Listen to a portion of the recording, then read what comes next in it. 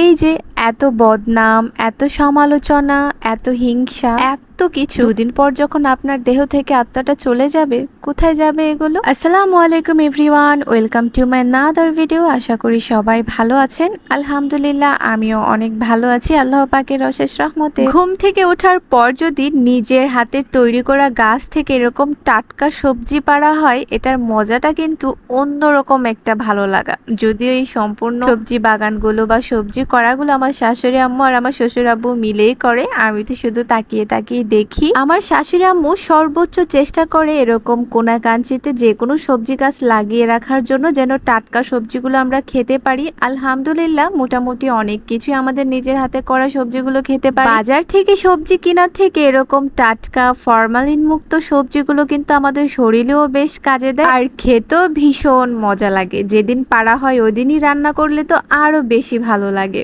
তো আমি এগুলো পারতে পারতেই প্রজাপতিটাকে ঘন্টা খানেকের উপরে একই জায়গায় দেখছি যে বসে আছে, নড়ছে না, চড়ছে না। আর এই প্রজাপতিগুলো আমাদের বাড়িতে অনেক বেশি হয়ে গিয়েছে। তো আমাদের দুপুরের খাওয়া দাওয়ার পর আমাদের এমনি বিকালের দিকে একটু ফুপু শাশুড়ির বাসায় যাওয়ার কথা ছিল। তার বিয়ানকে ইনভাইট করেছিল, আমার আম্মুকে, দুই আম্মুকে যেতে বলেছিল। তাড়াতাড়ি সবকিছু কমপ্লিট করে রেডি হয়ে চলে গিয়েছিলাম। আর আমাদের এখানে কিন্তু এদিকে প্রকৃতির মাঝে হাঁটতে বেশ ভালোই লাগে। অনেক গাছগাছালি আছে আমার শ্বশুর বাড়িতে। ঠিক এরকম প্রত্যেকটা বাড়ির সামনে যে যেরকমই পারুক না কেন সবজি গাছ লাগিয়ে রাখে। আমার তো এরকম ফুল দেখতে অনেক বেশি ভালো লাগে। চারদিকে এরকম সুন্দর সুন্দর গাছগাছালি, প্রকৃতির সবকিছুই সুন্দর। তারা নিজের মধ্যে কোনো অহিংসা নেই, হিংসা নেই, বিদ্বেষ নেই। যে যেভাবে পারুক না কেন বেড়ে ওঠে। হিংসা, বিদ্বেষ, অহিংসা, বিষ তো মানুষের মনে থাকে। মানুষকে আল্লাহ পাক সৃষ্টির সেরা জীব হিসেবে বানিয়েছেন, তবে সেই মানুষগুলো সৃষ্টির সেরা জীব হয়ে কি বাঁচতে পারছে? তারা মনে কি সৃষ্টির সেরা জীবের যে প্রতিনিধি থাকে সেটা কি ফুটিয়ে তুলতে পারছে? আমার তো মনে হয় না। বর্তমানে তো আপনার ভালো হোক সেটা একদমই আরেকজন চাবে না, আমার ভালো হোক সেটা অন্য কেউ সহ্যই করতে পারবে না, আপনার ঘরে সুখ থাকুক সেটাও সহ্য করতে পারবে না। কেন ভাই? যার যার ঘরের সুখ তো তার। আপনি কি তার সুখটা নিয়ে আসতে পারবেন, বা তার সুখটা কি বাড়িয়ে দিয়ে আসতে পারবেন?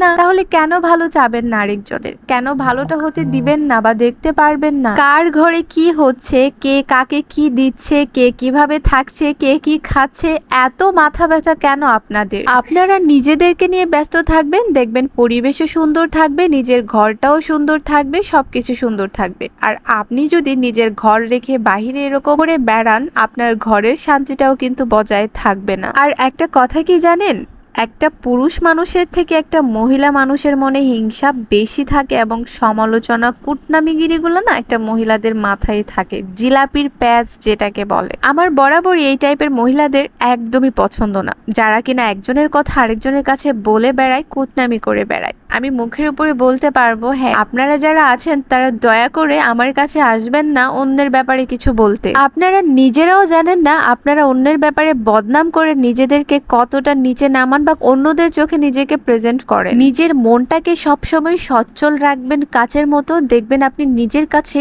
অনেকটা বড় হয়ে বাঁচতে পারবেন। নিজের মনে যতটা কাদা রাখবেন, মনে মনে হলেও আপনি নিজের কাছে অনেক বেশি কুৎসিত আর দুর্বল থাকবেন। তো যাই হোক, অনেক কিছু বলা হয়ে গিয়েছে। কুটনামি যারা করেন তারা আমার কাছ থেকে 10 হাত দূরে থাকবেন, আমার কাছে অন্তত কারো সম্পর্কে কিছু বলতে আসবেন না। তো যাই হোক ভিউয়ার্সরা, আপনাদের কাছে যদি আমার কথাগুলো ভালো লেগে থাকে তাহলে অবশ্যই লাইক, কমেন্ট, শেয়ার করে দিয়ে যাবে। আর আজকে এখানেই বিদায় নিচ্ছি। আল্লাহ হাফেজ। আসসালামু আলাইকুম এভরিওয়ান।